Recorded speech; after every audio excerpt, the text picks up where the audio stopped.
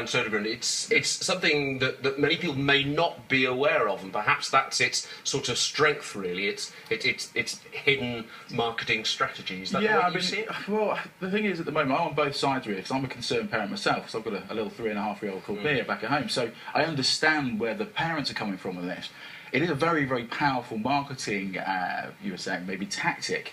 I think the only problem that I've got with it is we're kind of almost over-regulating here, I think, a little bit. You know, hasn't it got to go back a bit more to the parents and parental power? You know, and also, isn't there a large difference between, a 3-year-old look at this and a 13-year-old, and are we being a little bit... Do they really not know that they're adverts when they're so heavily branded? Hold on, when you go to a supermarket, I mean, supermarkets have been slammed for putting sweets at the counter, haven't they? And parents saying, look, I don't want my children begging me for sweets or pestering me for sweets. Power, absolutely. Pester power, Yeah, exactly. Yeah. And this is what's happening now, isn't it? It's coming into online games, and parents don't have control over this because they want their children to play. That's the key. That's the big thing. It's not just coming in now. It's a very, very old thing. And if you think about gaming, what happens really is, think about the old, like Kellogg's or other brands that had their lovely games on the back, like the word searches, etc. We used to play those games when I was a kid. Now that's moved into mobile. Now some of these websites, the games are as innocent as word searches and things like that. Now I'm a little bit concerned that we're kind of slamming them for actually having interactivity in their websites. Their websites are their own private property in some respects, aren't they? If you go currently there's no...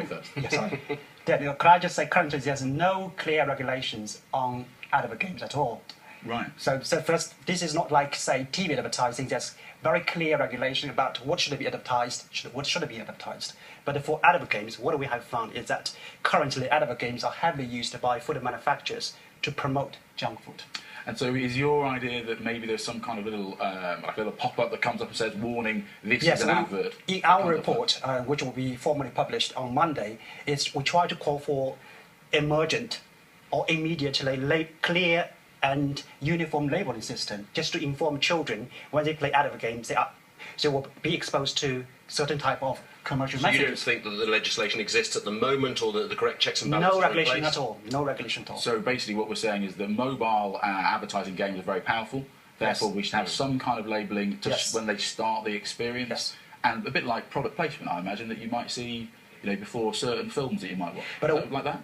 Yes, but what is more concerning, as we have highlighted in the report, is children are influenced by those commercial messages outside their conscious awareness. So, in other words, children basically can't cope with the persuasive intent embedded in advert games. But all good marketing is subconscious, isn't it?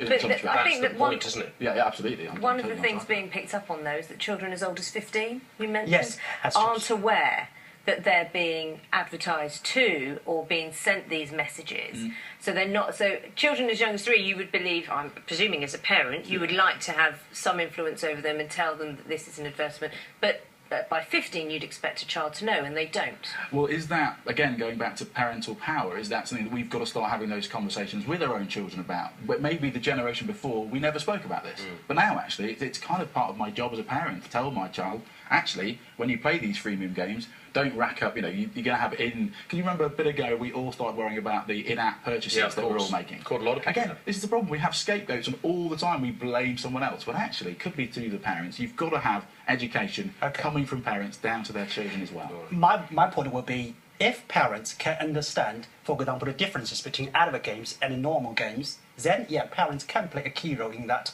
But currently, our research suggests parents, as well as children, can't understand, say, advert games containing commercial messages. So they don't even the adverts work even for older people and for parents. Yeah, sometimes, All right, we'll pick this up a bit later on. Thank you very much. Thanks very much for coming back in a couple of hours. We'll see you then. See you.